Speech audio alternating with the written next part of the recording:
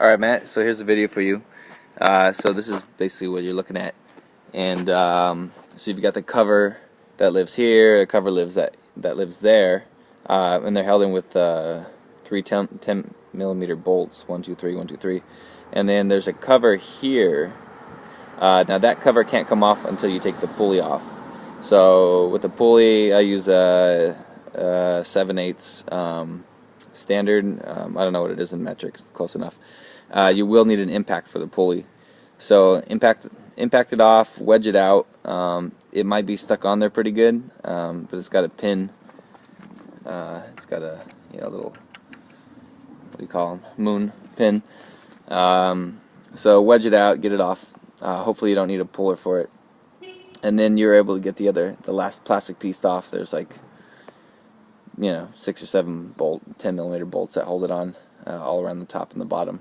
And then when you're ready to pull the belt off, I've already loosened this one up, but what I did was I took this pulley and I took an impact. Now the impact's the best way to do it, because if you do it slowly, and what happens is you at the very end it pulls on the threads and breaks them down.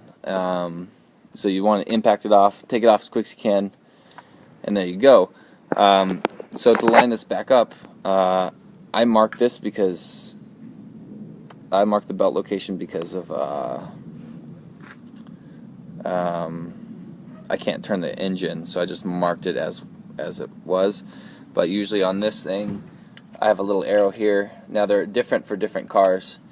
Maybe yours is yours might go straight up. This one actually points to the side like this and lines up with some shit out here. But there's like a little notch here that it lines up to, and then these have, focus in, there we go. These have a little indentation. This has 1, this has 2, this has 2. Same thing. This one has 2 notches here and 2 notches here. And what happens is the notches will face each other. Now sometimes they're a little bit off one way or another, and you're like, fuck, I can't get it perfect, but whatever. Doesn't matter. You just want them facing each other, and then this to be at the correct location for the thing. Now you can count the teeth, and also the belt will have. So see how this belt right here has a little line in it? The belt will line up 1, 2, 1, 2, 1, 2, 1, 2. Just make sure it's in the right direction.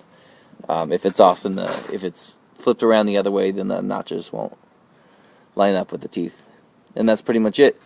And then your pulley is here. Your tensioner. Oh shit, that's a different tensioner than the rest of them. Okay, mine's different, but it still worked the same. There's a little focus. There we go. See, there's a little hole on top of that thing.